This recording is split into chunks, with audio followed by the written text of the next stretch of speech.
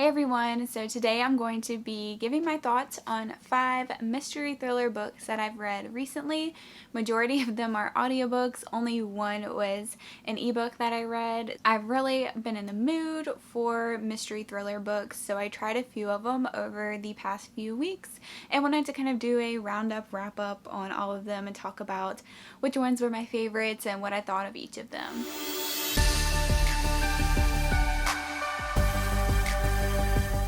So let's just go ahead and jump right in. The first one I read was Then She Was Gone by Lisa Jewell. Listen to this as an audiobook. I want to make sure that everything I say is non-spoiler and all the details I give are just from the synopsis, so I know I won't be spoiling anything.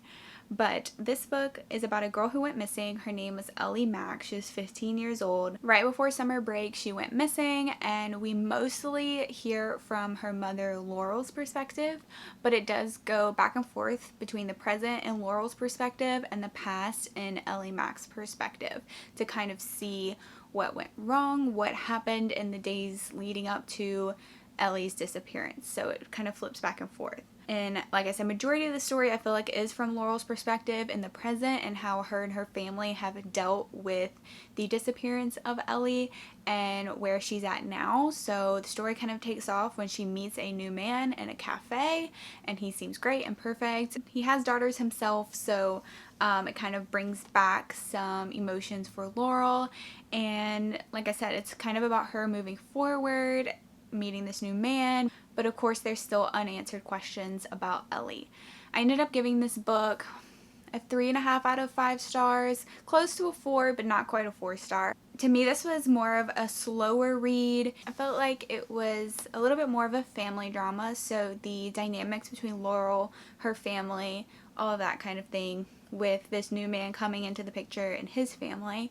But I didn't dislike that part of it. It just wasn't as thrilling as I necessarily was expecting it to be. Things definitely kind of heat up towards the end and things get a little more exciting, but for majority of it, it was a little bit slow, very character driven, but I enjoyed putting it on while I cooked and cleaned. Like, it wasn't a bad time listening to it by any means. I would say this book is very tragic and disturbing and dark. There are, once revelations start happening, I would say there are some trigger warnings for kidnapping, abuse, those kinds of things. So it is pretty dark and disturbing. I would say all of these books I'm talking about do have really disturbing components to them. So I'm going to try to give the best trigger warnings that I can. But overall, I thought it was very well written. I grew to really care for the characters. I thought the plot ended up being very unique and interesting, so overall I enjoyed it. It just didn't knock my socks off. I wanted something after this one that was a little more thrilling, maybe with more of like a romance component, dark romance. So I saw someone recommend this book. Oh, maybe it was Books and Lala had mentioned it. I'm not 100% sure, but it is He Will Be My Ruin by K.A. Tucker. I also listened to this one on audiobook. This one was pretty weird, but it was pretty thrilling and exciting. I ended up giving this one a 3 out of 5 stars. So I think I like this one a little bit less than the first one I talked about. I just felt like the writing wasn't as strong and the main character was kind of annoying. So our main character is Maggie Sparks. Her best friend named Celine reportedly committed suicide, and Maggie was across the world when this happened. Celine's mom isn't able to come to New York to get all of Celine's things straight, so Maggie ends up going to Celine's apartment in New York City to go through all of her things, get everything straight, pack up her stuff, all of that. But of course, when she arrives, some questionable things start happening, some interesting people start showing up. She starts finding things in the apartment that she didn't realize Celine had. I don't want to give away too much. I feel like the synopsis even maybe gives away too much. But basically, Maggie starts to believe that Celine did not commit suicide. There's something else going on here, and these people in her life that start showing up have something to do with it. Celine also collected a lot of like historical vintage artifacts, so there is a component of like art history and then kind of a mystery going along with that as well. I thought the setup for this book and sort of the twists and turns in the plot were really, really fascinating and interesting and kept me reading. I really liked how this one was very fast paced. There is a romance component, I guess, but I didn't really like it, and I kind of questioned some of the decisions that Maggie made in that situation. I thought some parts of this were pretty predictable. I kind of guessed some of the twists ahead of time. But it was a fun time, if you call mystery thrillers fun. I mean, definitely some dark stuff happened, but some of the revelations I didn't see coming and were surprising. So I just didn't feel like the writing was super strong. Maggie herself is very wealthy, and I felt like she just kept talking about that all the time. She used her money for good, but I felt like she just always kind of justified her wealth by saying like, oh, but I have like this nonprofit organization that I go and like build houses for people and stuff, and it's like, okay, I get it, like you're rich but you're a good person, you don't have to keep telling me that.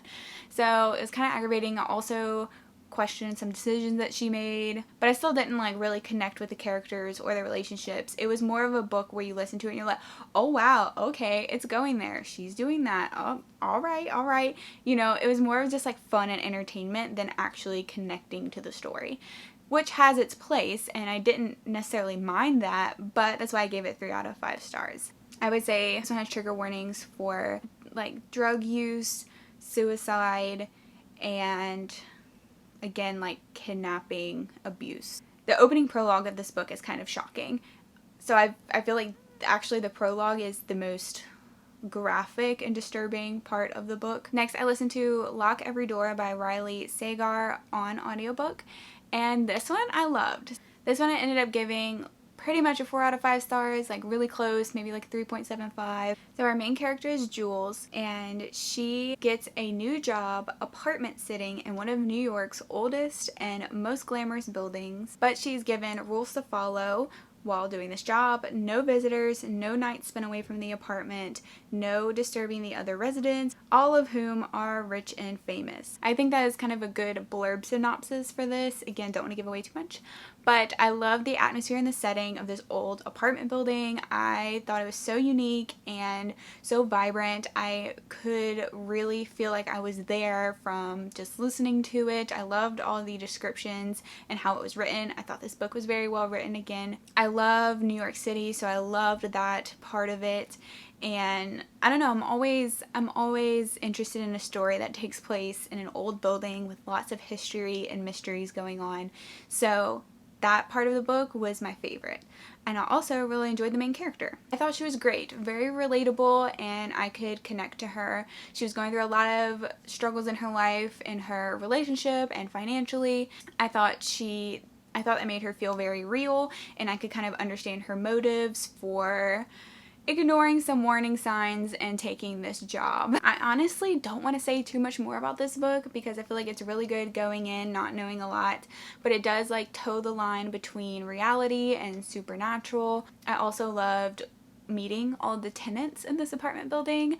We have a very interesting cast of characters, and so I thought that was a really fun part of the story. I didn't want to stop listening to it, whether for the characters and the atmosphere or when we started getting some answers and revelations throughout the story. I thought that was really unique. This is a unique mystery book. I've read a lot of mystery thrillers, not a ton, but I've read a lot, and this one is different than any of the ones I've ever read. So I think that gives it a lot of points in my book. One thing I predicted, but the rest of it I didn't. And the fact that it took me by surprise really made me love it. So that's all I'm going to say about that. I really enjoyed this audiobook. Next, I checked this ebook out of my library. It is The Familiar Dark by Amy Engel.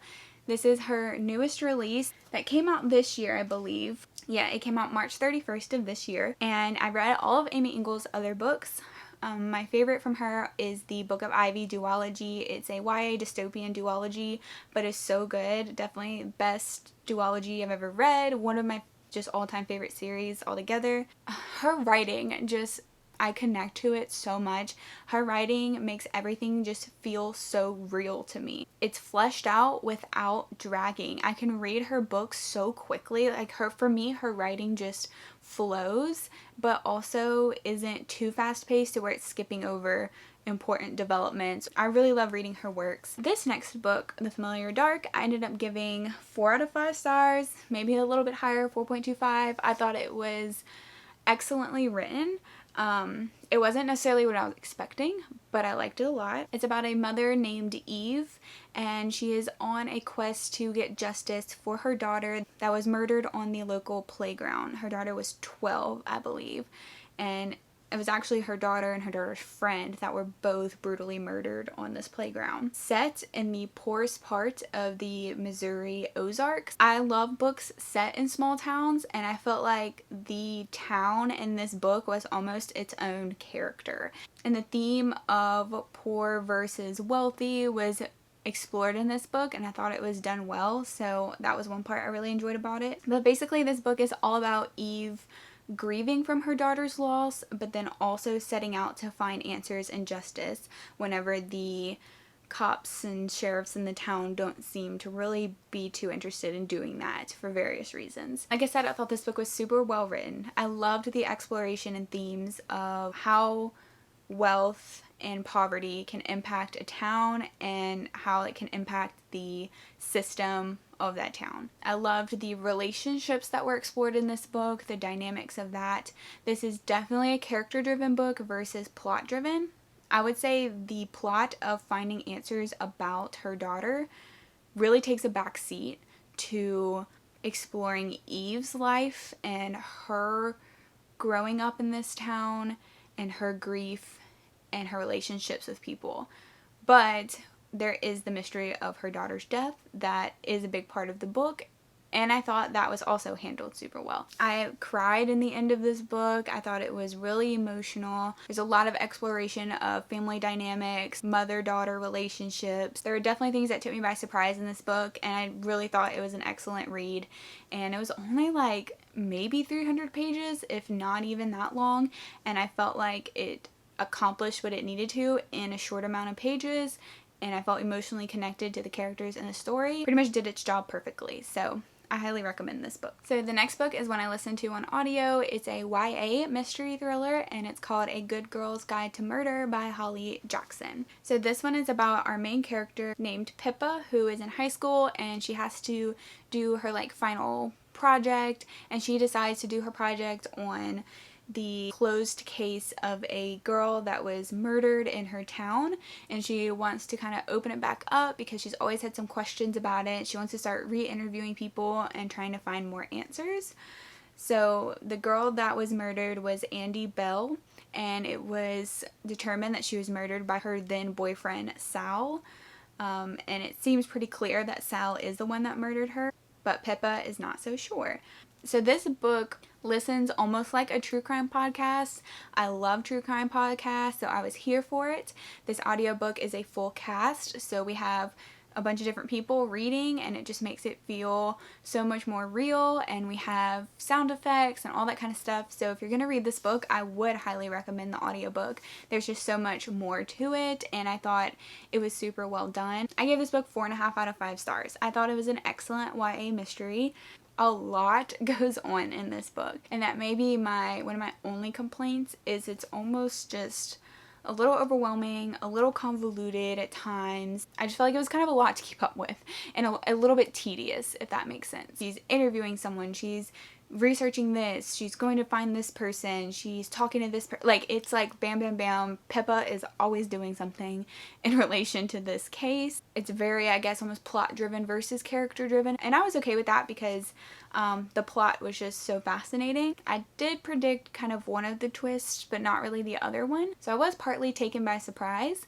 But I thought this book was a really good mix of mystery and thrilling. It wasn't super disturbing or anything. Kind of scary at some parts. I would say there are trigger warnings for suicide, rape, and kidnapping, so just be aware of that. Those things weren't delved in too deeply, but they are there. But this book was definitely a roller coaster ride full of twists and turns. I thoroughly enjoyed it. Alright, so those are my thoughts on these 5 mystery thriller books. Let me know in the comments if you read any of these, your thoughts on them, but please no spoilers for those people watching and reading the comments. And also let me know your favorite mystery thriller book you've read recently, because it is one of my favorite genres, either YA or adult. I love it. Thank you so much for watching, and I will talk to y'all soon.